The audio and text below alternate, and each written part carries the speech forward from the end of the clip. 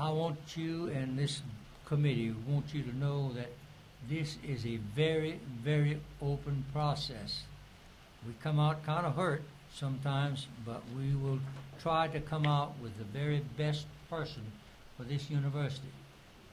I and a number of my fellow delegates have discussed the fact that New Orleans is our largest city in my mind.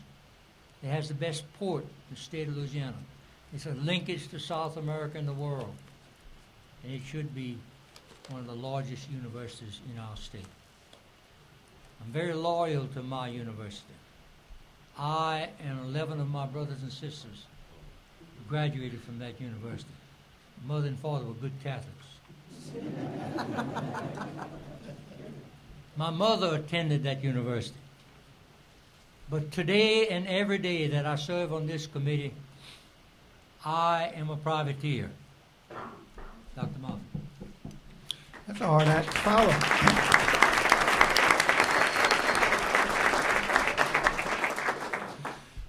I do have a few serious things to say, and for those that were here this morning, you'll hear a kind of recapturing of some of the points that we made earlier.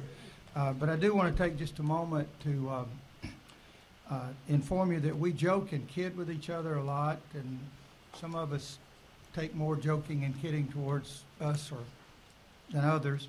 But I want you to know that we do that because we really take our business very seriously, and yet at the same time, we realize that we have to work together as a group and be friends. So don't take some of our joking and kidding as if we're unprofessional. This is a very hard-working, dedicated group, and I can tell you in the brief encounters that we've had already with the members of the committee that are not necessarily members of our board, they come with that same enthusiasm and passion and dedication. For the purposes of kind of reviewing this morning and maybe to provide some grounding for the context of this process, our board is comprised of 2 representatives from each of the congressional districts in the state, and 1 member is appointed at large, and all those 15 members are appointed by the governor for overlapping 6-year terms. And you heard Mr. Lombardo, John, earlier. He is our student member. They serve 1 year. The student members are elected by their peers. And they're a voting member and participate fully in our activities.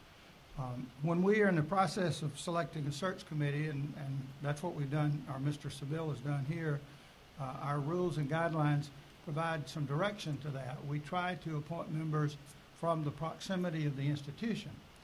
But because this process that we're engaged in, we follow this model probably for 12 or 14 years. So we've got members such as Ms. Laparoli from here. We've got a member from North Louisiana, if you will, Mr. Parker. I use him because he's closest. We got Mr. Hebert from Kenner. So we look at the composition of where our board members are from. We try to appoint members from there. And the other thing we try to do is have a blend of experienced members and new members. And I think you see that with persons like Mr. Guidry. I think this is his first time to serve on a search committee. So it's a little different process than some other systems use, but I think it's proven to be a good process for us over time. This morning, what we'll do this afternoon, as Mr. Seville pointed out, is it's your turn to talk to us for the next hour or however how long.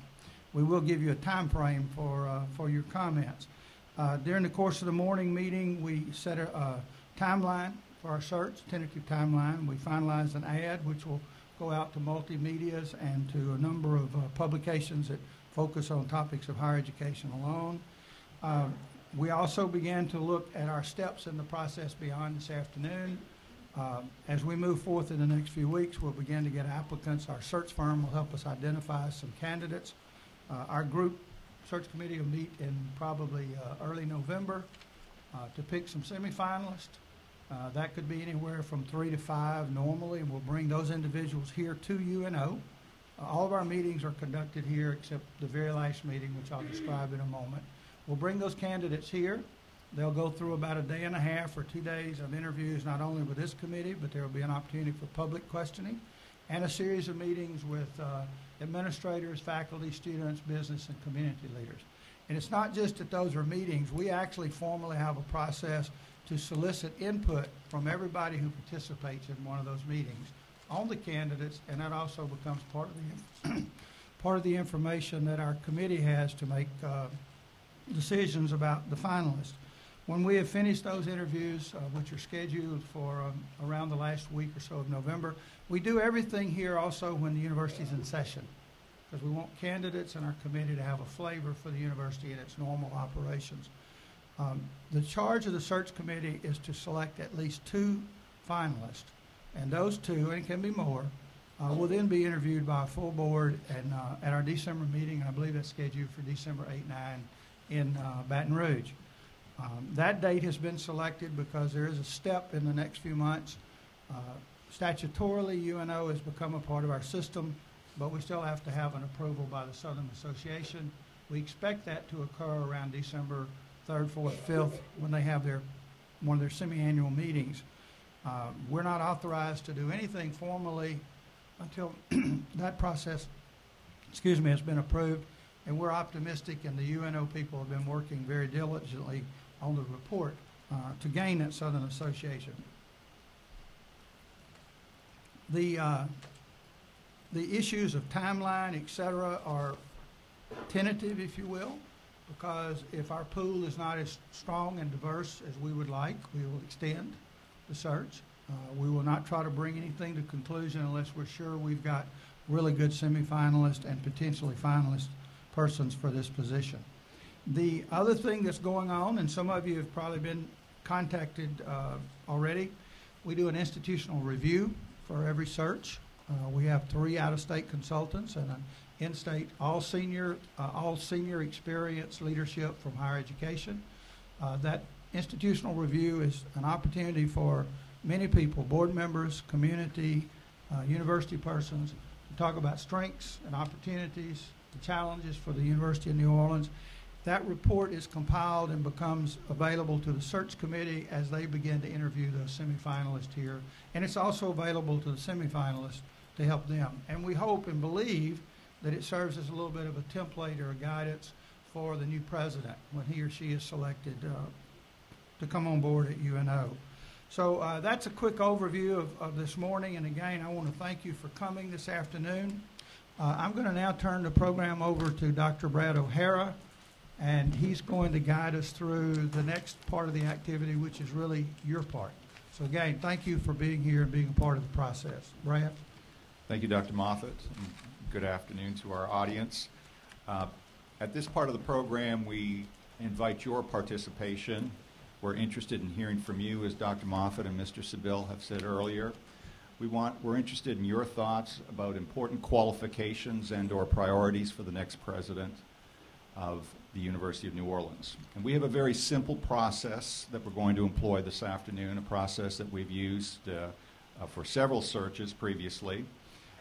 Individuals who would like to address the search committee should complete a buff-colored request to speak card. We have 4 student ambassadors who are helping us here this afternoon who have cards and pens. We'd ask you to fill that card out. We need your name and affiliation for the record.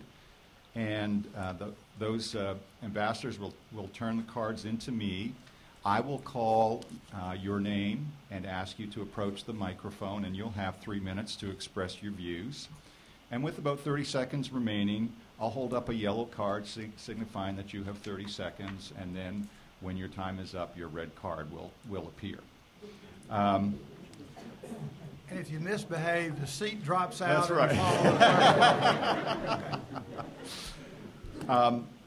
I will call the next person and call the person who is going to follow that speaker so that that person can be ready to approach the microphone so we can have this part of the program flow. I also want to remind you, as Mr. Sibyl has indicated, that we are capturing this on YouTube. We capture all of our meetings on YouTube. You can go to our website, ulsystem.edu, scroll to the bottom of the main page where there's a big presidential search icon. You can click on that, and that will take you to the UNO search page, and you'll see a link to YouTube videos for all of our meetings. If you're interested in watching this morning's meeting, that will be there, and this meeting will be here as well.